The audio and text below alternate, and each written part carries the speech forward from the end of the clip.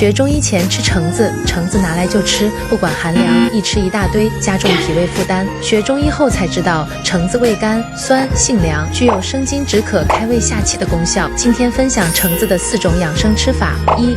盐蒸橙子。著名御医黄元玉认为，盐蒸橙子非常合适气滞血瘀或者肺燥引起的热咳。橙子用盐清洗干净，在橙子1/4处切一刀，撒上1勺盐，用叉子把盐渗进去，上锅蒸15分钟，趁热果汁果肉一起吃，吃完感觉喉咙都打开了。2. 橙子蒸蛋。家里有小朋友喉咙不舒服，这时候来上1碗橙子蒸蛋，好吃好看又润肺止咳。鸡蛋加水搅拌均匀，橙子在顶部1/3处切开盖子，挖空里边的肉，倒入鸡蛋液，蒸10分钟。不仅鸡蛋润滑，有淡淡橙香味，而且对嗓子非常友好。3. 橙皮生姜水。陈皮含有挥发油、果胶等，具有理气健脾、化痰的作用。生姜呢，就能很好的解表散寒。陈皮丝和姜丝放入无油无水的锅中，开小火慢炒，炒到姜丝陈皮变干，一捏就断的状态就可以了。这一杯有助于改善脾胃气滞，助于消化。4. 苹果热橙茶。天冷的时候很适合喝上一杯热饮，满满维 C， 既润肺又养胃。苹果1个，橙子半颗，